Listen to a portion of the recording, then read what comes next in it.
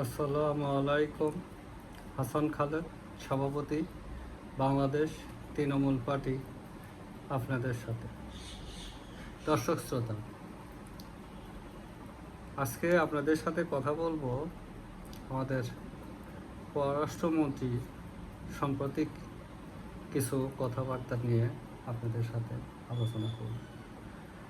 আমাদের মন্ত্রীরা তো যার যেমন ইচ্ছা তেমন বক্তব্য দিয়ে যাচ্ছেন। ক্যামেরা পাইলে আর কোনো কথা নেই, মনের মাধুরী মিশে কথা বলা শুরু করে দেন। সেটা দলের জন্য, সরকারের জন্য কোথায় গিয়ে পৌঁছালো সে চিন্তা আর করে। দেশের মানুষ নির্বাচনের পরে যখন আশা করছিল এই সরকারের ফার্স্ট প্রায়োরিটি থাকবে ইন্ডিয়ার সাথে সম্পর্ক উন্নয়ন, কারণ বাংলাদেশের প্রতিটা মানুষ ইন্ডিয়ার সাথে এখন যে বৈরী সম্পর্ক হচ্ছে সেটার খেসারত দিচ্ছে, সাফার করতেছে। ব্যবসা বাণিজ্যের ক্ষেত্রে ছাত্ররা বিদেশে পড়তে যাবে, ইউরোপে পড়তে যাবে, ইউরোপে চাকরি করতে যাবে, চাকরি হয়ে আছে চাকরি করতে যাবে, কিন্তু ইউরোপের ভিসা লাগবে ইন্ডিয়া থেকে, ইন্ডিয়া যেতে পারতেছে না। এই সরকার সেই ব্যবস্থাও কিন্তু করতেছে না, যে বাংলাদেশ থেকে যে ভিসার ব্যবস্থা করবে সেটাও কিন্তু করতেছে না ইউরোপের বিভিন্ন দেশে। তো এই নিয়ে যখন সবাই উদ্গ্রীব হয়েছিল যে নির্বাচনের পরে এটা নতুন সরকার আসলে এটার একটা ফয়সালা খুব দ্রুত হবে, প্রায়োরিটি ওয়ার্কের মধ্যে এটা এক নম্বরে থাকা বাঞ্ছনীয় ছিল, কিন্তু মানুষ আশাহত হয়েছে, সেটা পায়নি। সম্প্রতি আরও আপনার এই পররাষ্ট্রমন্ত্রী, এটা তো আমাদের এমপি না, সেটা তাকে হয়তো কেউ চাপিয়ে দিয়েছে, যেটা আলোচনা সবার মধ্যে আছে। এই চাপানো পররাষ্ট্রমন্ত্রী সে আরও যে কথাবার্তা বলেছে সেগুলোতে আরও সম্পর্কে চিড় ধরেছে, সম্পর্ক আরও ঋণাত্মক হয়েছে। তার তিনটে কথা আজকে আপনাদের সাথে আমি শেয়ার করি। একটা হলো যে যুক্তরাষ্ট্রের সাথে চুক্তি ভালো হয়েছে। এর আগে সে বলেছিল যে যুক্তরাষ্ট্রের সাথে চুক্তি জামাত এবং বিএনপির সম্মতি নিয়েই করা হয়েছে। আবার এখন সে বলতেছে যুক্তরাষ্ট্রের সাথে চুক্তি ভালো হয়েছে যখন যখন ব্যক্তিগতভাবে সরকারও মনে করে যে চুক্তি ভালো হয় নাই। জনগণ তো এই করে না, এই চুক্তির ইয়েতেই নাই জনগণ, এই চুক্তিই চায় না, তারা আজকেই বাতিল চায়।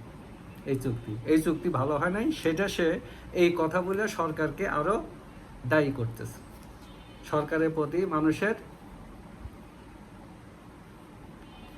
ইয়েটা বাড়িয়ে দিচ্ছে, কি বলে এটা, ওই ক্ষোভটা বাড়িয়ে দিচ্ছে। দুই নম্বর হলো ওই পশ্চিমবঙ্গের নির্বাচনের পরে আরেকটা মন্ত্রী করলেন, ইন্ডিয়া যদি পুশব্যাক করে আমরাও করব। মানে এইটা মনে হচ্ছে যে সে পাল্টাপাল্টি দিচ্ছে আর কি। ইয়াতে ভালো হচ্ছে যে চোখে চোখ রেখে কথা বলতেছে, কিন্তু আমরা তো বেকায় দেয় না, আমরা তো বেকায় দেয়। এই কথাটা জনগণ ভালোভাবে নেয় নেই, আরও কৌশলী কথাবার্তা বলা দরকার ছিল, যে পুশব্যাক করা দরকার কি, যদি বাংলাদেশের কোনো নাগরিক ওইখানে গিয়ে থাকে আমরা আলোচনার মাধ্যমে সেগুলো নিষ্পত্তি করব। এইগুলো এই এই এই ধাঁচের কথা হইতে হবে, পররাষ্ট্রমন্ত্রীর কথাবার্তা এই ধাঁচের হইতে হবে, নাহলে তো হবে না। পররাষ্ট্রমন্ত্রীকে কথা বলতে হবে যাতে অর্থ 2 দিন 3 দিক 4 দিকে চলে যায়, তাহলে তো হবে না। ডাইরেক্ট অ্যাকশনের সুযোগ নাই। এটা আমি রাজপথে স্লোগান দিচ্ছি না, আমার দরকার ইন্ডিয়ার সাথে সম্পর্ক, এটা বাংলাদেশের মানুষের জন্য দরকার, এটা সরকারের জন্য শুধু না, কোনো রাজনৈতিক দলের জন্য শুধু না, মানুষের জন্য দরকার। আরেকটা হয়েছে, ইন্ডিয়া যদি না, ইন্ডিয়ার জন্য তিস্তা ব্যারেজ প্রকল্প তিস্তা প্রকল্পের কাজ বন্ধ রাখা হবে না। এই তিস্তা ইন্ডিয়া করতে চায় নাকি করতে চায়, তারপরে তিস্তা চুক্তির ব্যাপার আছে, পানি যদি না থাকে তিস্তা প্রকল্প দিয়ে আমরা কি করব। আমাদের যদি ইন্ডিয়ার সাথে যদি তিস্তা পানি চুক্তি নাই হয় তাহলে আমরা প্রকল্প দিয়ে কি করব। এই প্রকল্পের আমাদের কোনো দরকার আছে? তো এগুলো হলো কি আপনার, এমনি তো মানুষ ক্ষিপ্ত হয়ে আছে, ওরা আরও ক্ষিপ্ত করতেছে। দুই দেশের মধ্যে সম্পর্কের অবনতি ঘটতেছে। হয়তো হাততালি বাহবা কিছু পাওয়া যায়, কিন্তু আদিতে কোনো ফল আসে না। আমি তিস্তা নিয়ে আমার কথা বলার দরকার কি, তাও সে তখন চীনে যাচ্ছে, চীনে যাওয়ার আগেই কথা বলে যাচ্ছে। চীন ওই তিস্তা প্রকল্পের কাজ করার জন্য উদ্গ্রীব। তো এগুলো তো আমাদের সমস্যা। এই তিস্তা চুক্তি হওয়া তো খুব সমস্যা। এবার একটা সম্ভাবনা ছিল, আগে সরকার মমতা ব্যানার্জি তিস্তা চুক্তি বাধা সৃষ্টি করছে 2011 সাল থেকে।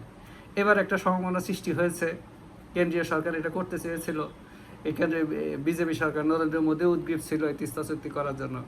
এর ভিতরে আরেকটা হাত দিয়ে সেই কাজটা শেষ করে দিল। এই যে পররাষ্ট্রমন্ত্রী নন পলিটিক্যাল হয়, পররাষ্ট্রমন্ত্রী নন পলিটিক্যাল হয়, এটা একটা আশ্চর্যের ব্যাপার বাংলাদেশে, যে এই ডক্টর খলিল রাজনীতির সাথে যার কোনো সম্পৃক্ততা নাই, এরকম একটা লোক পররাষ্ট্রমন্ত্রী। তাই বাংলাদেশ তৃণমূল পার্টি চায় ইন্ডিয়ার সাথে আর কোনো বৈরিতা না, সম্পর্ক করেন জনস্বার্থে।